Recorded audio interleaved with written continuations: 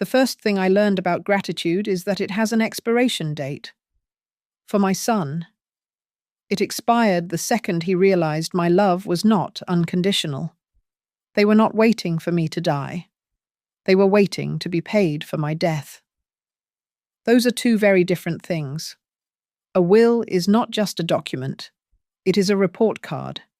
Your final judgment on everyone you loved. My son just found out he failed. My name is Eleanor Miller, and I am 68 years old. The phone is screaming. It is a violent, digital shriek that tears through the late afternoon quiet of my garden, a sound that does not belong among the azaleas. I ignore it for the first 2 rings, focusing on the precise, surgical cut I am making on a dead-headed rose cane. The shears snap shut with a satisfying thwack. Silence rushes back in, but only for a moment before the ringing starts again, more frantic this time. It sounds desperate. Good. I wipe the sap from my gardening gloves onto my apron and walk slowly to the patio table. The portable handset is vibrating against the glass, making a buzzing noise like an angry hornet. The caller ID screen flashes Mark Q. The $sign was Tiffany's idea, years ago, back when she was still pretending to be charming. I pick up the receiver, placing the cool plastic against my ear, but I say nothing. I lift my glass of iced tea, the condensation cold against my palm. I take a long, slow sip. The lemon is perfectly tart. For a full 3 seconds. There is only static and the sound of ragged, wet breathing. Then, the explosion. What the hell did you do? It is Marcus. His voice is not the voice of my son, the boy who loved astronomy and collecting smooth stones from the creek.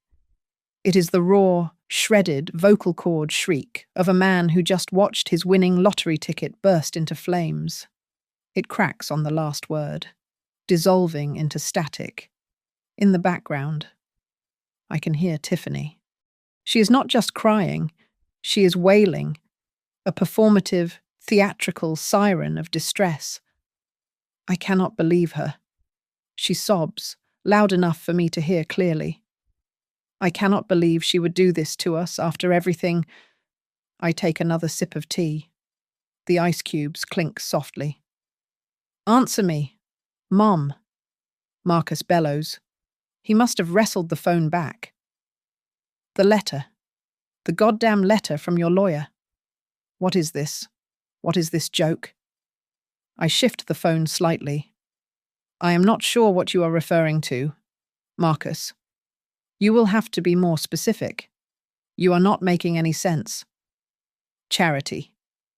He spits the word like it is poison, like it is a physical offense. Charity. You gave it all to some animal shelter? Are you insane? Are you completely senile? The Arthur Miller Wildlife Sanctuary, I correct him, my voice perfectly level, almost conversational. And no, my mind is quite clear, clearer than it has been in a long time. She is not clear, Tiffany screams. She must be on speakerphone now, a duet of avarice. You old bitch. He got to you, that bastard lawyer, that old fox. He manipulated you. He talked you into this. This is elder abuse. Nobody manipulated me. Tiffany. We are suing. Marcus is back, his voice thick with rage. We are contesting this. We will have you declared incompetent. You cannot do this. That is our money. That is our house. We have plans. We have plans. We have plans. I almost smile. Yes. I know all about their plans. I know about the real estate appraisal they ordered last month. I know about the brochures for the luxury nursing homes they left tucked in a magazine. The ones with the nice, secure doors and the memory care wings. You are hysterical, I say. Hysterical, hysterical. You just signed away our future, you vindictive, senile. I do not need to hear the rest. I move my thumb to the end call button. The contrast is stark. On their end of the line, chaos, screaming, the ugly sound of greed being thwarted. On my end, the scent of fresh-cut grass, the low angle of the 5 o'clock sun, and the quiet clinking of ice. I press the button. The silence that follows is profound. It settles over the garden like a heavy, velvet blanket. My house, feels entirely my own for the first time in years. I place the phone down on the wrought iron table. I stare at the black, silent device. My pulse is steady. My hand does not tremble as I lift my glass. I wait. They are trapped in the first stage of grief denial, mixed with pure, uncut fury. They will cycle through the threats, the accusations, and then, inevitably, the bargaining will begin. The phone lights up again. Mark you. I let it ring. Let them scream into the void. This is not the end. This is not even the middle. This is just the beginning. The phone finally stops ringing.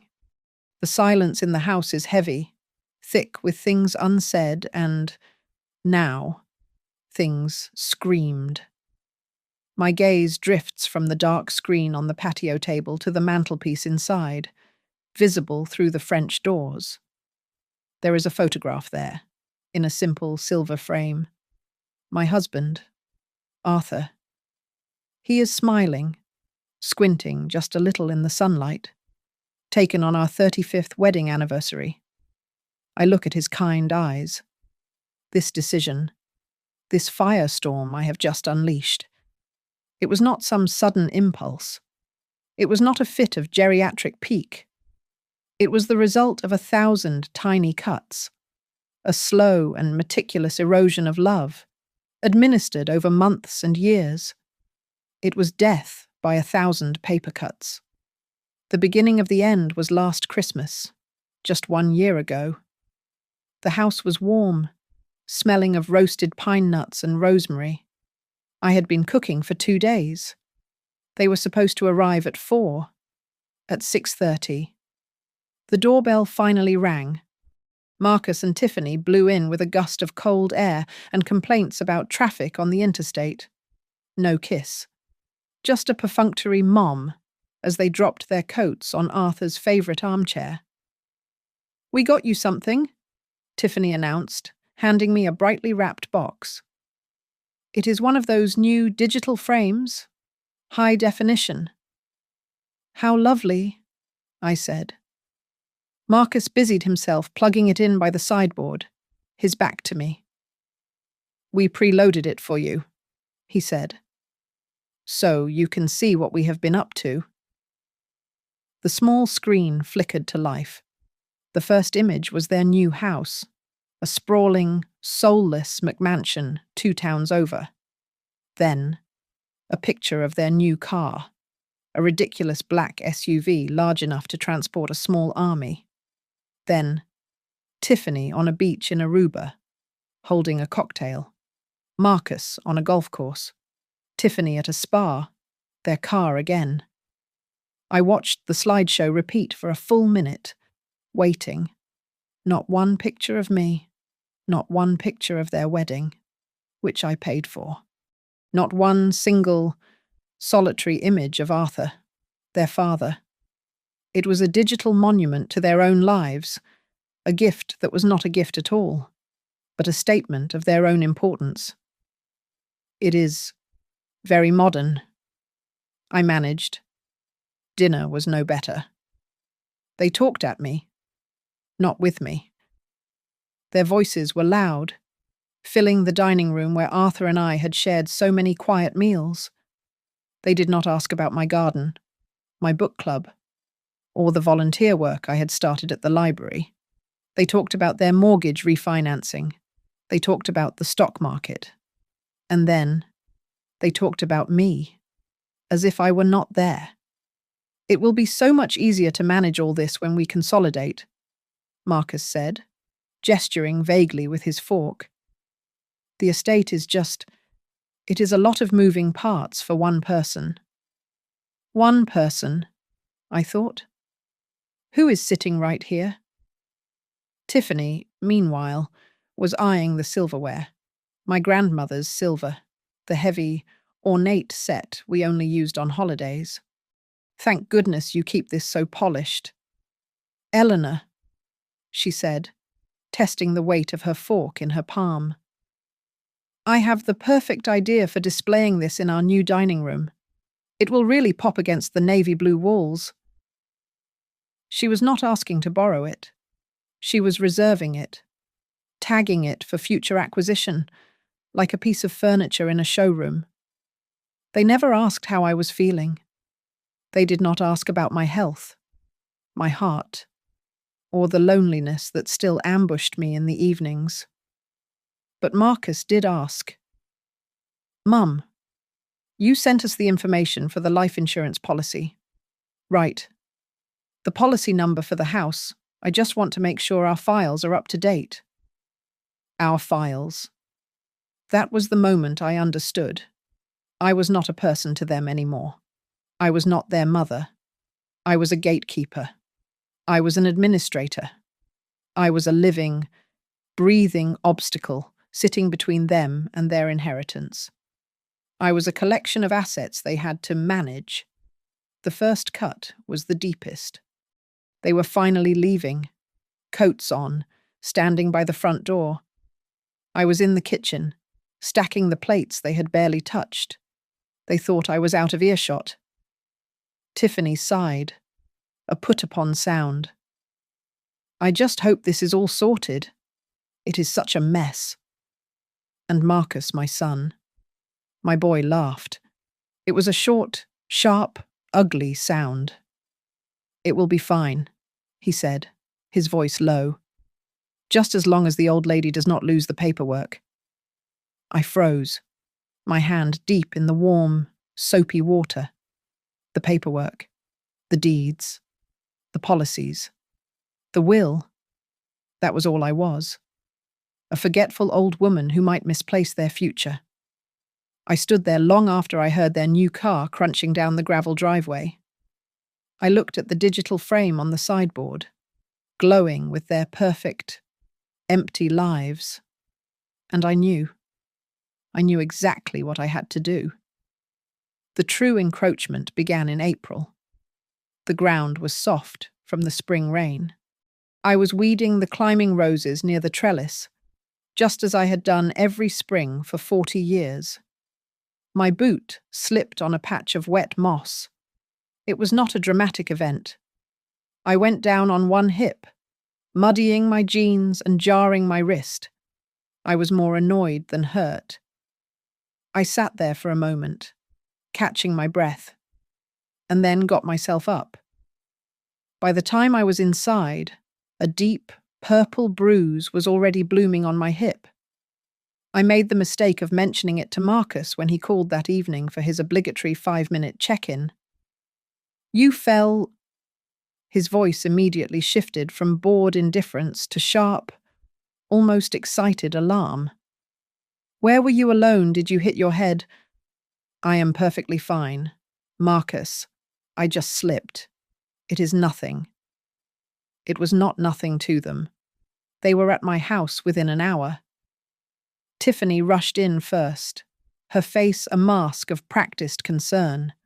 Marcus following with a grim, managerial expression. Mom, you gave us a terrible scare, Tiffany said, her voice dripping with false sympathy, while her eyes scanned the living room, as if checking for damage to the house.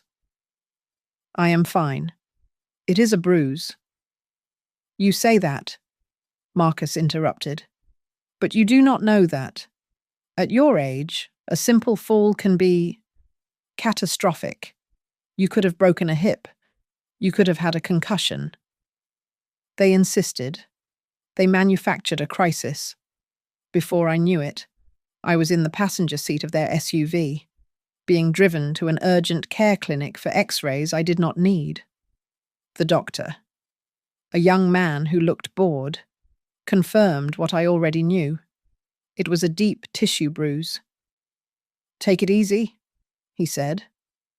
Marcus and Tiffany used the diagnosis as their weapon. They treated "take it easy" as if it were a prescription for round-the-clock surveillance.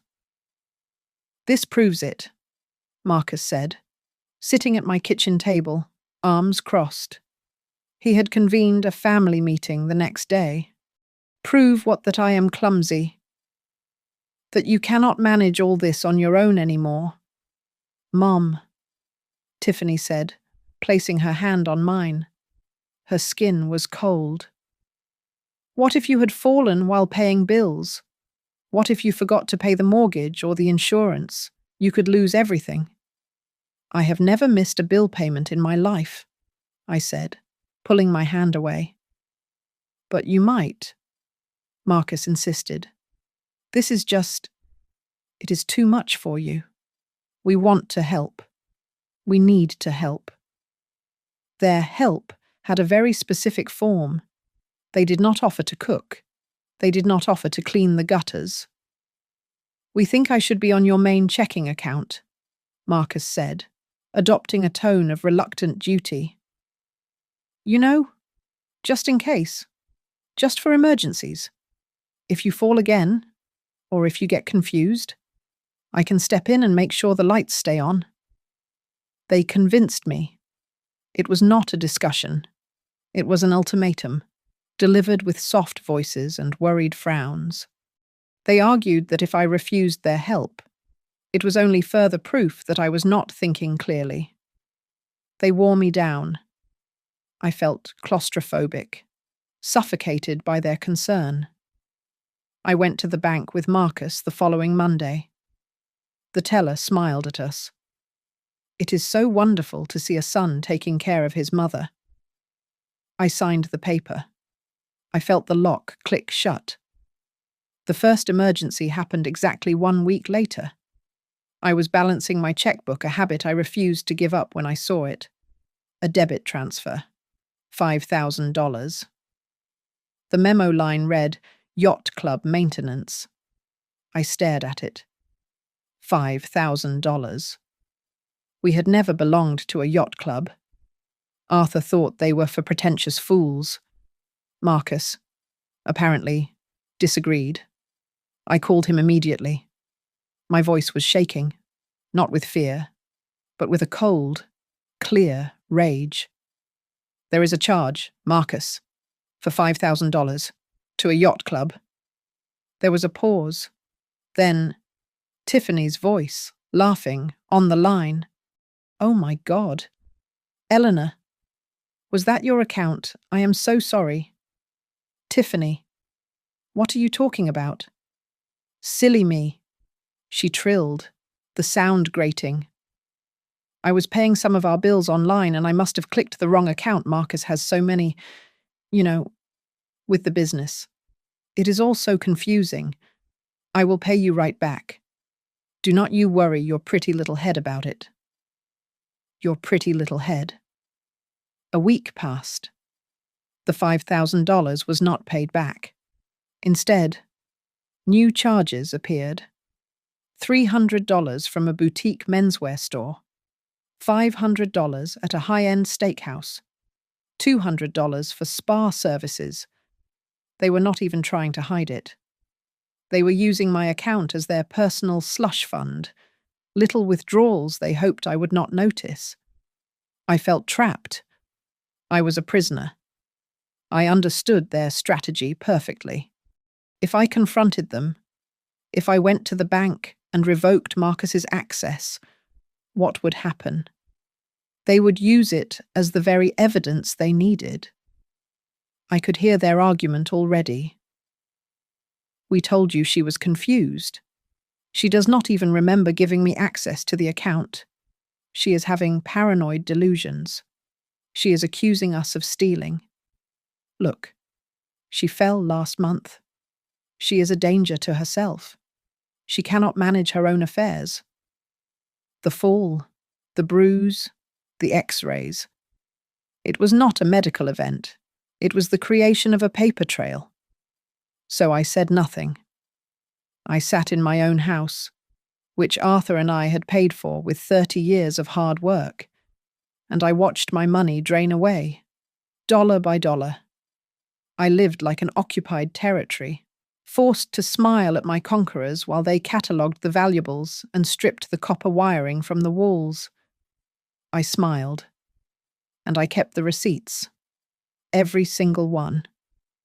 The small thefts from my bank account were just the prelude. The real invasion began in the summer. They started using the house as their personal event space. The first time, I came downstairs on a Saturday morning to find Tiffany directing catering vans onto my lawn, her voice sharp and proprietary. No, no, over there. She was snapping at a man carrying a stack of white chairs. We want the bar set up by the hydrangeas. Tiffany, what is this? I asked, clutching the banister. She turned, startled, as if she had forgotten I lived here. Oh, Eleanor, hi. It is just a little thing for Marcus's firm, a summer mixer. You do not mind, do you? The house is just perfect for it. She did not wait for an answer.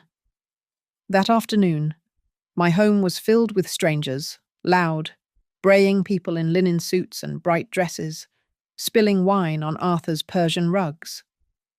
I retreated to the library, but the sound was inescapable. At one point, Marcus brought a colleague in to meet me. I was sitting in the wingback chair, trying to read. And this, Marcus said, with the air of a tour guide pointing out an antique, is my mother, Mom. Say hi to Bill. Isn't she sweet? The woman with Bill cooed, looking at me as if I were a china doll. Just adorable. I was a prop, a quaint piece of set dressing in their new life. Later. I was in the upstairs hallway when I heard Tiffany's voice drift up from the patio. She was speaking to that same woman, the one who found me sweet. It just has such great bones, you know, Tiffany was saying, her voice brimming with excitement. A classic, centre hall colonial. We are going to knock out that kitchen wall, open it all up to the dining room. It will be spectacular. We are just waiting until, well, you know, as soon as we can.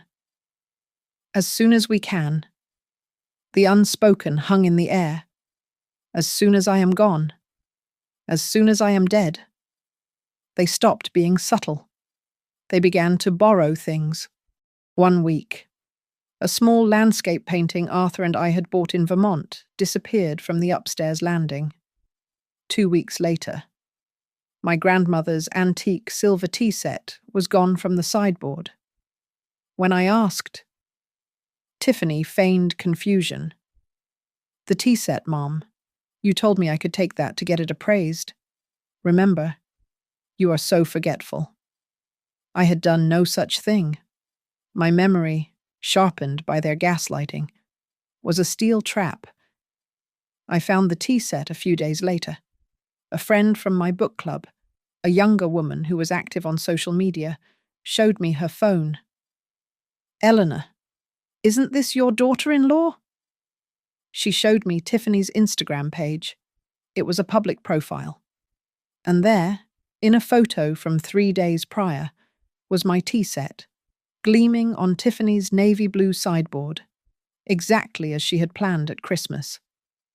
The caption read, "Finally getting to display some of our precious family heirlooms, so blessed." Our heirlooms. I felt a coldness so profound, it was almost peaceful. I was no longer a mother. I was a ghost, haunting my own home, watching my life be dismantled piece by piece. But the final, clarifying moment, the twist of the knife that ended all doubt, came in September. Marcus had been using Arthur's old study as a home office when he visited, complaining that the guest room Wi-Fi was too slow. He left in a hurry one Tuesday, and I went in to tidy up. He had left a pile of papers scattered on the mahogany desk. Most of it was junk, but one folder caught my eye. It was a thick, professionally bound document. The cover read, "Comprehensive Real Estate Appraisal." My hands were perfectly steady as I opened it. It was for my address, my house. It detailed the square footage, the property lines, the current market value. It was dated 3 weeks prior. They were not just planning to redecorate, they were preparing to sell. I sat down in Arthur's leather chair. I felt the wind knocked out of me. They were liquidating me. And then I saw the other file, tucked just beneath it. It was not a bound report. It was just a thin stack of pages, stapled together. They were printouts from the internet. The top page had a glossy photo of a beautiful, sunlit building with balconies and smiling seniors. The title read, "Willow Creek Estates Premier Assisted Living and Memory Care." I turned the page. The Cypress Wing, Compassionate Care for Alzheimer's and Dementia. Another page. Brookfield Manor, a higher standard of secure living. I flipped through them, one after another. 10 pages in total. High-end, expensive, secure facilities. Places you put someone when you do not want to be bothered with them anymore. Places with locked doors. They were not just waiting for me to die. They were not just hoping for it. They were actively researching where to store me while they took possession of my life. I looked at the photos of the smiling, vacant-eyed residents. They were measuring me for a new room, choosing the drapes for my coffin, all while I was still alive and breathing the air in my own home. I carefully placed the appraisal and the brochures back in the folder. I set the folder squarely in the center of Arthur's desk. I felt no anger, no sadness. It was all gone, burned away. All that was left was the cold, hard clarity of the task ahead. For 3 days, I lived with the knowledge of those brochures. I smiled at Tiffany when she called to say they were borrowing my large patio umbrella for a barbecue. I told Marcus I was feeling a bit tired when he asked why I had not been to the bank. I played the part of the fading, forgetful woman they were building. But inside, I was no longer a ghost. I was a block of ice. I was desperate. But I was not stupid. I knew I could not fight this alone. They had insulated me, made me a pariah in my own life. I needed someone who saw the world as clearly as they did, but with a different moral compass. On the 4th day, I found my old college address book. His name was still in it, written in my younger, more confident cursive Brenda Riley. We had been roommates at Vassar, inseparable, the two sharpest minds in the political science department. I had become a logistician. She had gone to law school. She had become one of the most feared corporate litigators in Boston before retiring early to sail the world. We had not spoken in 5 years, not since a brief Christmas card exchange. I dialed the number, my heart pounding. I expected a disconnected line. She picked up on the second ring. "Riley." Her voice was exactly the same, like gravel, sharp, and completely intolerant of nonsense. "Brenda," I said, my voice thick. "It is Eleanor. Eleanor Miller." There was a half-second pause. "Ellie. Good God. It has been a minute. What is wrong?" She knew. Just from my voice. I did not cry. I did not plead. I simply laid out the facts, one by one, like I was delivering a status report. The staged fall, the joint account, the $5,000 mistake, the stolen tea set, the real estate appraisal, and finally, the brochures for the secure memory care facilities. She listened without interruption. When I finished, The line was silent for so long I thought she might have hung up. "Brenda? Are you there?" "I am here," she said, her voice a low growl. "I am just finishing my coffee." "All right. Eleanor, it is time to light the furnace." She arrived 3 days later, driving a dusty but expensive-looking convertible. She announced herself to Marcus and Tiffany, who I was forced to invite to dinner as an old friend, just passing through on a road trip. Brenda, in person, was a force. While I had softened with age, she had calcified. She was all sharp angles, dressed in expensive linen, with eyes that missed nothing. She was charming to Marcus and Tiffany. She listened to their stories of the yacht club, their house, their complaints about the current market. She smiled and nodded. "It is so wonderful," she said, "that you two are here to take care of Eleanor. She is so lucky." They lapped it up. They saw her as another old woman, a potential mark. The next morning, after they left, the charm vanished. "They are sloppy," she said, sipping her black coffee at my kitchen table. "Greedy people are always sloppy." She got to work. "I need access to Arthur's study, specifically the computer Marcus uses." For 2 hours, she sat at that desk. She was not just a lawyer, she was a forensic investigator. She found things I never would have. Marcus, using his access, had been deeply probing Arthur's irrevocable trust, the one that protected the bulk of the estate. He had downloaded files, run searches on tax loopholes, and even contacted a specialist in trust dissolution. "He is trying to break into your husband's legacy. Ellie," Brenda said, her eyes narrowed. "He is looking for a back door."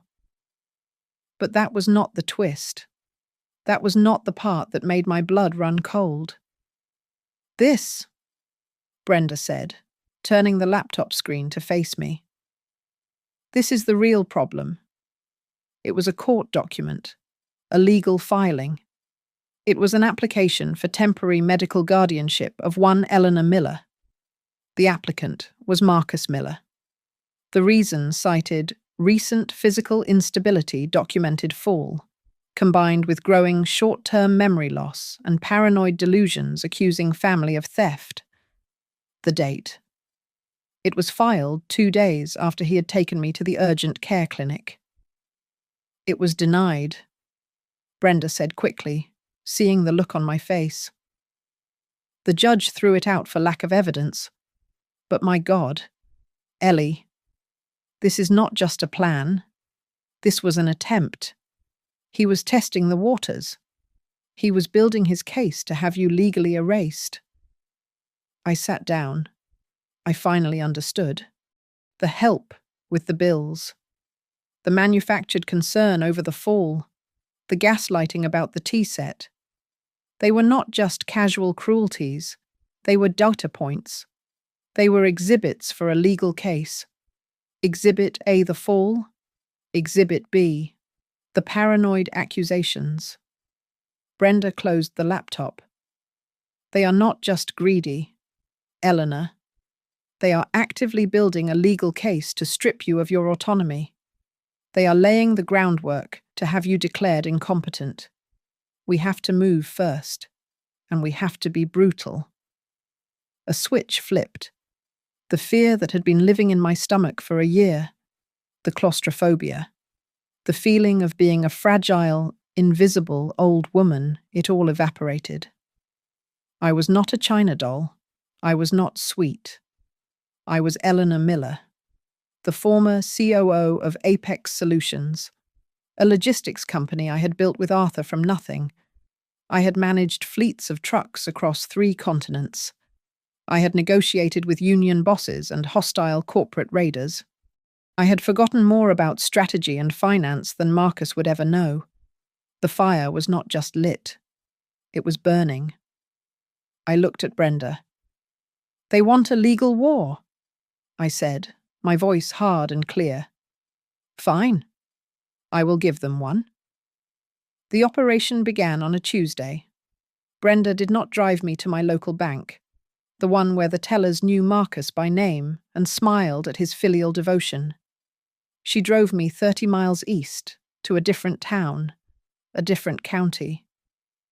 "We need a clean room, Ellie," she had said. "No familiar faces, no history."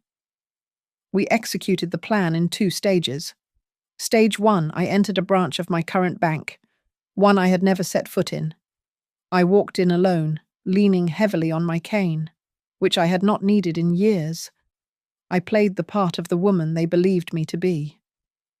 I approached the branch manager's desk, my hand trembling slightly, a trick I had perfected. "I am so sorry to bother you," I whispered, allowing a tear to well in my eye. "I seem to have misplaced my bank card. I am so forgetful lately, and I am worried. My son, Marcus. He usually handles these things for me, but I am scared someone might have found it. I am scared they are taking my money." The manager, a kind woman in her 50s, was instantly activated. Pity, I have learned, is a far more effective weapon than anger. She saw a frail, elderly woman in distress. "Do not you worry one bit, dear," she said, her voice full of professional sympathy. "We will put a stop to that right now. We will freeze this account immediately. No one will be able to take another penny." She typed for a few moments, made one phone call, and just like that, the lock clicked shut. The joint account was frozen.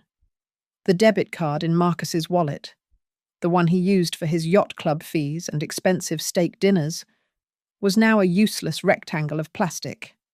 Stage 2 was across the street.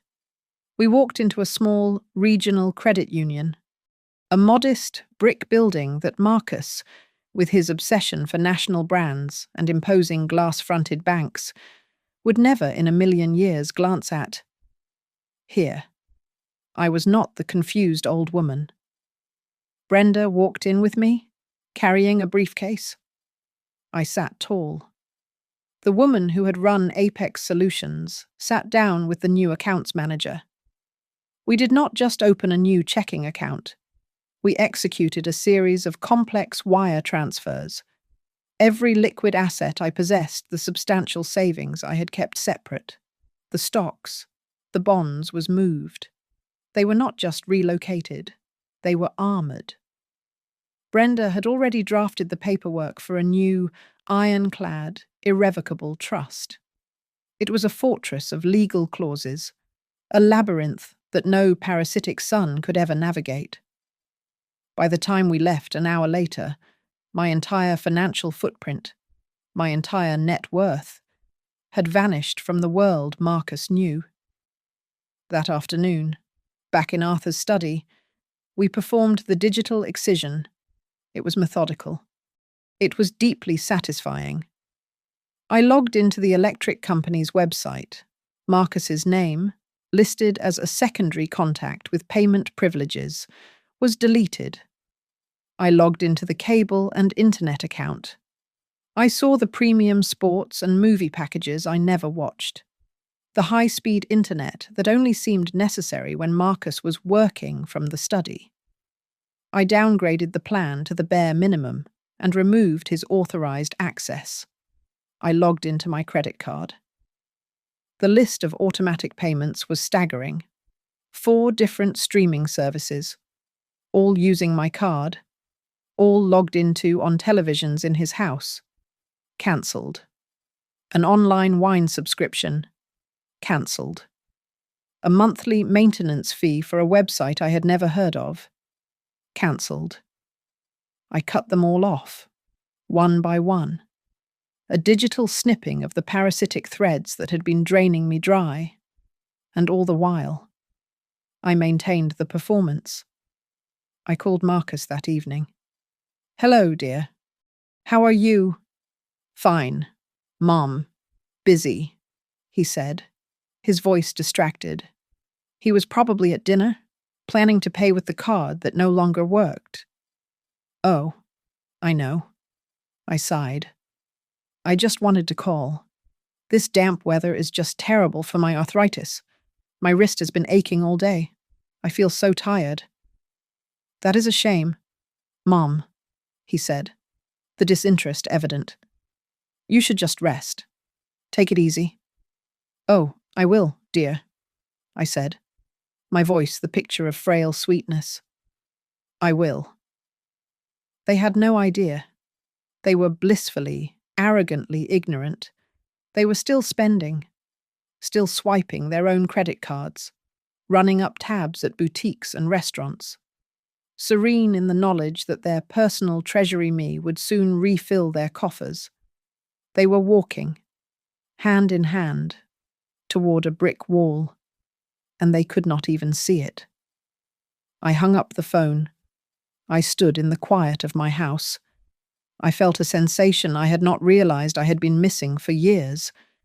It was a cold, sharp, exhilarating thrill. It was not the joy of love or the warmth of family. It was the tactical, precise pleasure of the hunt. It was the feeling of control. The final piece of the strategy was not about defense. It was about the end game. Brenda had made the appointment. The lawyer's name was Mr. Harrison, a man with a quiet, impassive face and an office that smelled of old books and floor wax. He was not the family lawyer who had drawn up all of Arthur's papers, the one who had sent Marcus a sympathy card. This was a stranger. This was a surgeon. He slid the document across his polished mahogany desk. This is your current last will and testament. Mrs. Miller. Executed 5 years ago. I did not need to read the whole thing. I knew what it said. My eyes found the key clause. I bequeath the entirety of my estate, real and personal, to my beloved son. Marcus Miller, my beloved son. The words were a mockery. They tasted like ash. I looked up from the page. Mr. Harrison was watching me, his gaze neutral, patient. I want to change it, I said. My voice was even. All of it. He nodded slowly, picking up a gold pen. To be clear, you wish to make an amendment? No, I said. I wish to revoke this document entirely and create a new one. I want a complete and total redistribution. He leaned back slightly. This is a significant alteration. Mrs. Miller. May I ask what has prompted it? You may, I said. But I will not be discussing it. My reasons are my own, and my mind is perfectly sound. I have no doubt of that, he said smoothly. Brenda Riley would not have sent you to me if it were not. Very well. What are your new instructions? This was the moment. I did not feel angry. The rage had burned itself out weeks ago, leaving behind a cold, hard clarity. This was not an act of revenge. Revenge is a messy, emotional thing. This was an act of sanitation. It was a corporate restructuring. I was divesting from a failed asset. I thought of Arthur. I thought of the 20 years he had spent volunteering at the local animal sanctuary, long before it was fashionable. He had loved the bruised, broken animals, the owls with damaged wings, the foxes caught in traps. He said they were purer than people, that they did not know how to lie. He spent his Saturdays cleaning cages and his evenings fundraising. It was the only thing, besides me, that he had truly loved. I want the entire estate, I said, my voice unwavering, to be left, in its entirety, to the local wildlife sanctuary, the house, the stocks, my personal effects, every last dollar. I want it renamed. It is to be called the Arthur Miller Wildlife Sanctuary. My late husband's name is to be on the plaque. Mr. Harrison's pen scratched across his legal pad. He did not look surprised. The entire estate? Understood. And what of your son, Marcus, and his wife, Tiffany? I allowed myself a small, cold smile. They are not to be forgotten. I bequeath to my son, Marcus Miller, the sum of $1, and I bequeath to my daughter-in-law, Tiffany Miller, the digital photo frame they gave me last Christmas.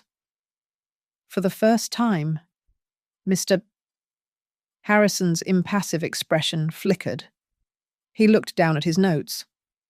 $1 and one digital photo frame, duly noted. There is one more thing, I said. Brenda called it an in terrorem clause, a deterrent. Ah, yes, the lawyer said. A no contest clause. You want to ensure they do not challenge this. I want to ensure that if they do, it destroys them. I clarified. He nodded, already drafting the language in his head. We will add a provision. Any individual who contests this last will and testament, or any of its provisions, shall immediately and irrevocably forfeit any and all bequests, no matter how small. He looked up. The $1. And, I continued, that same individual, the challenger, shall be held personally liable for all legal fees, court costs, and associated expenses incurred by the estate in defending the will. The sanctuary's lawyers are to be paid from my son's personal assets, not from the estate itself. Mr. Harrison almost smiled. That is ironclad. It would be financial suicide to challenge it. They would be spending their own money to fight for a $1 inheritance they had already forfeited, while simultaneously paying the sanctuary's legal bills. It is brilliant. Good, I said. He prepared the documents. It took an hour. I sat in the quiet office, watching the dust motes dance in the sliver of sunlight coming through the blinds. When he returned, he laid the fresh pages in front of me. I read every word. It was perfect. It was a masterpiece of legal protection, a fortress built around Arthur's legacy. He handed me the pen. I signed my name, Eleanor Miller. The signature was firm, the same signature that had signed 1,000-page logistics contracts and multi-million-dollar checks. I handed the pen back. A weight I had been carrying for 30 years, the crushing, obligatory weight of a mother's unconditional love for a son who did not deserve it, evaporated. I felt light. I felt free. I felt like myself.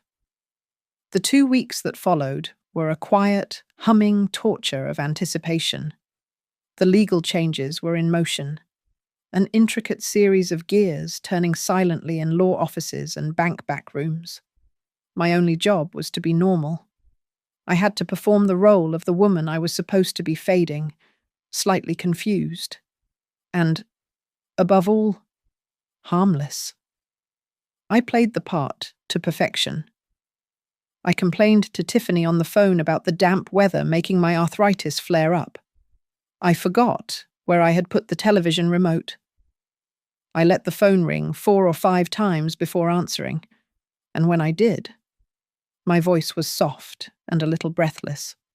Inside, the woman who had run Apex Solutions was pacing a cage, waiting. I was an actress in the 3rd act, and I would not miss a single cue. They arrived on a Thursday evening, unannounced. This, I knew, was a panic move. I heard their oversized SUV crunch the gravel in the driveway, and I felt a jolt, not of fear, but of adrenaline. I opened the door, and Tiffany was already halfway up the walk, holding a glass casserole dish with 2 oven mitts.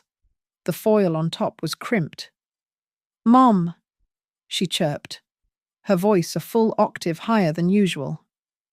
We were just in the neighborhood, and I made my famous tuna bake. I know it is your favorite. So I just had to bring it over while it was hot. It was not my favorite. It was a watery, grey mixture of canned soup and stale breadcrumbs. I had told her this, gently, years ago. Tiffany. How thoughtful, I said, taking the lukewarm dish. You really should not have. No trouble at all, she said, bustling past me into the entryway. Her eyes were bright and skittish. Marcus followed, his face arranged in a tight mask of filial concern. He put his hand on my arm, his grip just a little too firm. Mum, you look tired. Are you resting enough? We have been worried sick about you. They were worried. That was the only true part of the statement. They settled in the living room. But they did not settle. Tiffany sat on the absolute edge of the sofa cushion, knees clamped together. Marcus remained standing, prowling near the fireplace, picking things up and putting them down. They were vibrating with an anxiety they were trying to pass off as energy. So, Mom, Marcus began, attempting a casual tone that failed instantly. A really strange thing happened. I was just looking over our accounts. You know, helping you keep things in order. And I went to pay your phone bill. He meant, of course, the family plan he had put us all on, the one that charged my account for his and Tiffany's unlimited data. Well, he continued, with a forced little laugh, the payment was declined, just bounced right back. Can you believe that the bank must have some kind of fraud alert on your account? It is just a mess. They are always making these mistakes. I arranged my face into a mask of perfect, befuddled innocence. I put a hand to my cheek. Declined. My goodness. That is so strange. Are you sure I do not understand any of this computer business? It is fine, Mum. Do not worry your head about it, he said, waving his hand dismissively, but his jaw was clenched. I put it on my card for now, but it was declined too, at first. We had to move some things around. It is a total nightmare. The point is, your bank is clearly messing things up. We need to go down there, together, and get this sorted out. Oh, dear. I sighed, looking at my hands. The bank. That is such a production. And my hip has been just awful today. I really do not think I am up for an outing. I will try to call them maybe next week. Next week? Tiffany's voice was a sharp squeak. She could not hold it in. But Eleanor, this sounds really serious. What if someone is stealing from you? We cannot just let this go. Marcus saw his opening. This was the real reason for the visit. The casserole, the worried faces. It was all a prelude to this. He stopped his prowling and turned to me, his expression now one of deep, profound, and utterly false gravity. Mum, this is exactly what we have been worried about. This confusion. You forgetting to pay bills. The bank locking your accounts. This house. It is just too much for one person to manage. He knelt beside my chair, taking my hand in his. His palm was damp and cold. Tiff and I, he said, his voice a low, sincere murmur. We have been talking, and we think we have found a solution, a way to take all this stress off your shoulders. We are just so worried about you. Mum, Tiffany added, her eyes wide and wet. We think it is time to downsize, Marcus said, delivering the word as if it were a precious gift. A lovely, modern apartment. No stairs to worry about. No garden to maintain. Think how easy it would be. We could sell this old place, get you a wonderful nest egg, put that money somewhere safe, somewhere it can be managed for you. You would not have to worry about a single thing ever again. Managed. There was that word again. I looked at my son's desperate, greedy face. I saw the calculation in his eyes. He was not picturing me in a lovely apartment. He was picturing me in one of those brochures from Arthur's study. He was picturing the commission check from the sale of my house. His credit cards were maxed out. His slush fund had run dry. He was drowning, and he was trying to use me as a life raft. I let the silence stretch. I let him think he was winning, that his performance of concern had finally broken through my confusion. Then I smiled. A slow, tired, maternal smile. I patted his hand. "You know, dear," I said, my voice soft as flannel. "I have been thinking about that, I really have. It is such a big decision." I saw the relief flood his face. He and Tiffany exchanged a quick, triumphant glance. "I am considering all my options," I said. "Every single one." They left soon after, convinced. They thought I was finally folding. They thought the old lady was ready to be put away. I closed the door behind them and leaned against it. I walked to the front window and watched their SUV speed down the street. Then I looked at the calendar by the phone. Today was Thursday. Mr. Harrison's office had sent the letters on Monday. Certified mail. Signature required. I knew they were not home to receive it. But the little pink paper slip, the notice of attempted delivery, would be waiting in their mailbox right now. It was a grenade, sitting patiently in a bed of junk mail. The pin was out. All it needed was for one of them to get curious enough to go to the post office and sign for it. I am back in the present. The phone on my patio table is silent for exactly 30 seconds. Then it rings again. The same frantic, digital shriek. I let it ring 3 times, a small courtesy, before picking it up. Eleanor Miller's residence. "You evil old woman." This time, it is Tiffany. The theatrical, sobbing victim from the first call is gone. This is her true voice. It is a low, guttural growl, like an animal backed into a corner. "After everything we did for you. Everything. I am afraid I do not know what you mean." "Tiffany. Do not play dumb with me," she screeches. "We took care of you. We sacrificed for you. We drove you to the doctor. We brought you food." I stopped looking at my roses. I turned my full attention to the receiver, to the thin, whining voice on the other end. "You brought me food?" I ask, my voice cold and precise. "Or did you clean out my pantry every time you visited? I seem to recall you packing to-go bags with my pantry staples. Arthur's favorite olive oil, the imported pasta. You took them because you thought I was too senile to notice." A sharp, shocked intake of breath. Dead silence. She had no answer. She had been caught. Not in a lie, but in a small, grubby truth. I hear a fumbling sound, and then Marcus is back on the line, his voice a strained, false baritone of control. "Mum, listen to me. Listen to me very carefully. This is not you. You are confused. That lawyer, that bitch Brenda Riley, she got in your head. She has brainwashed you. This is illegal. She took advantage of you. Brenda simply reminded me of who I am. Marcus. Something you and your wife made me forget." "This is not a joke," he shouts, the control breaking. "We are your family. We are coming over, right now.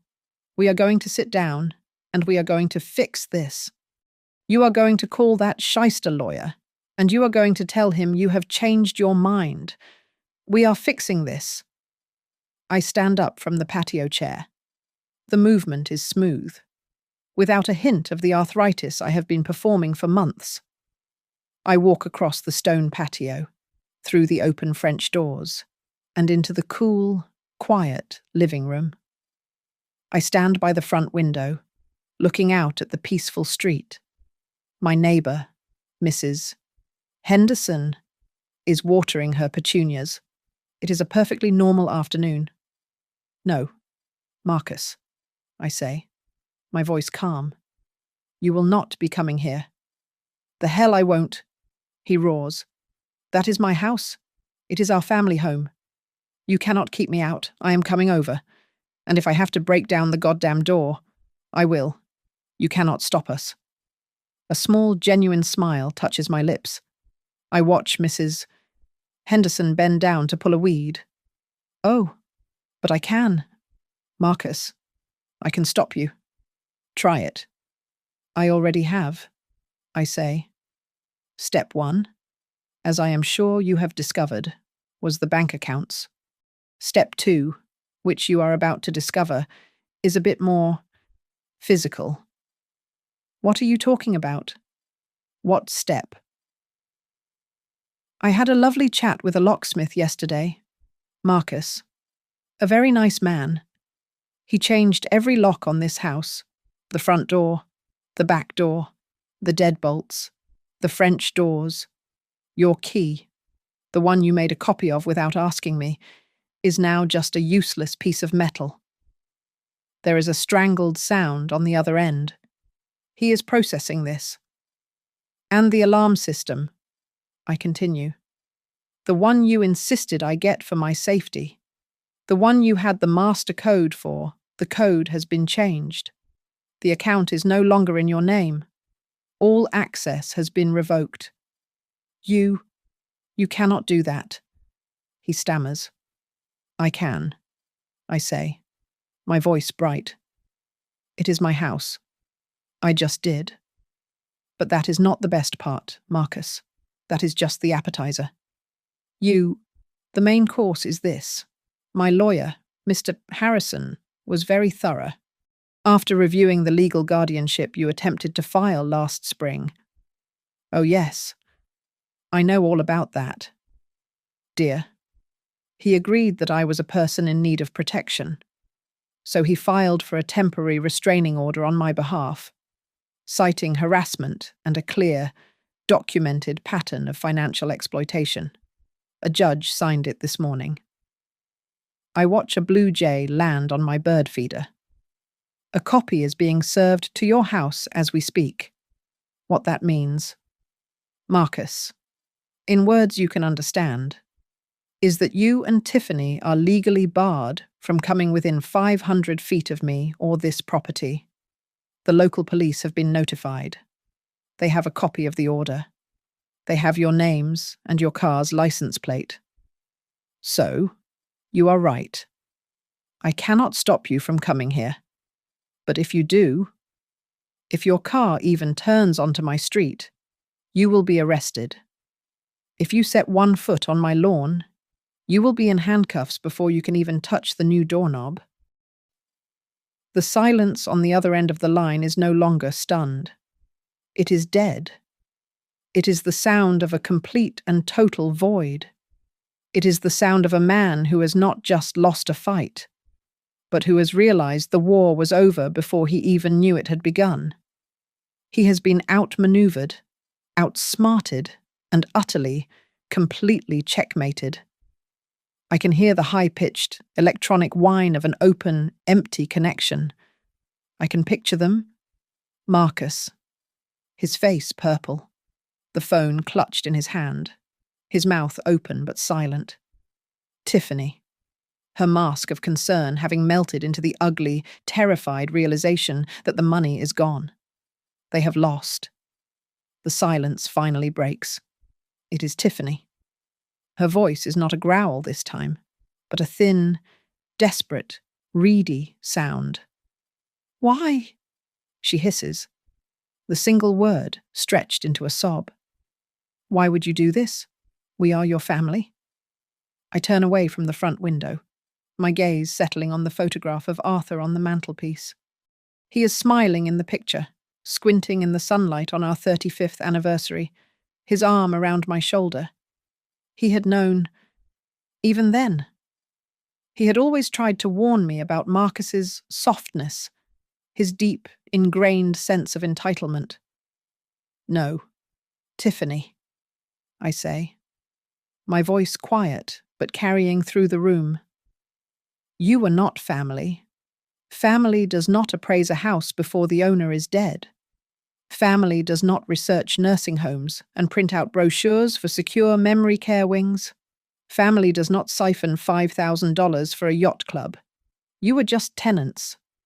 And quite frankly, you were the worst tenants I have ever had. A strangled, choking sound comes from Marcus. He has found his voice, but it is the broken wail of a child. But the house, Mom, our inheritance. This is my legacy, Dad's legacy. You cannot just give it away. I almost laugh. It is a dry, rasping sound from deep in my chest, devoid of all humor. Your inheritance, I repeat, as if testing the word. Your legacy. I walk back toward the French doors, breathing in the fresh, clean air from the garden. An inheritance is something you earn, Marcus. It is a reward for a lifetime of love, respect, and duty. It is not a paycheck you are guaranteed just for breathing. It is not something you are entitled to. You did not earn it. You tried to steal it, bit by bit, while I was still alive. You did not want a mother. You wanted a vault. And you were angry that the vault had a lock. You have ruined us, he screams, and the sheer, undiluted panic in his voice is almost musical. We are in debt. We have nothing. You have ruined our lives. I step out onto the patio, the scent of cut grass and blooming roses. I feel light. I feel free.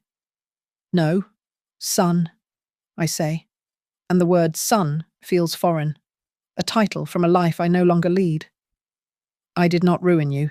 I did not ruin your lives. You did that all on your own. You and Tiffany, with your yacht club memberships and your ridiculous cars and your desperate, clawing need to be someone you are not. You built your entire lives on a foundation of money that was never yours. Money you were just waiting for me to die to get. I did not ruin you. I simply stopped funding your destruction. I just closed the bank. I hold the phone, ready to end this. But there is one last, small piece of business. And by the way, Tiffany, I add, my voice brightening just a little. I do hope you enjoyed my grandmother's silver tea set, the one you borrowed for your Instagram post. It looked lovely on your navy blue sideboard. I have already donated it to the sanctuary, along with the rest of the family silver. They are holding their annual fundraising auction this Saturday. I am sure they would be thrilled to see you there. Be sure to bid high. I do not wait for a reply. I do not need to hear the scream, the curse, or the eventual weeping collapse. I press the end button, cutting the connection. This time, I do not just set the phone down. I hold the power button on the side. The screen asks if I am sure. I am. The screen goes black. I place the inert piece of plastic on the hall table, next to a bowl of polished stones Arthur collected. The house is completely silent. It is my silence. It is my house. I walk back outside onto the patio. The sun is lower now, casting long, golden shadows across the lawn. The air is cool. My gardening shears are resting on the table, right where I left them. I pick them up. The metal is cool and heavy in my hand. I turn to the overgrown climbing rose bush, the one with the thorns. There is a dead cane I missed, brown and brittle. I lift the shears, find my mark. and make the cut. I continue my work. Thank you so much for listening to my story. I am so curious to know where you are all listening from, so please drop a comment below and let me know, and feel free to share your thoughts on all this. If you enjoyed this, I would be so grateful if you would subscribe to Grandma's Family Diary and like this video.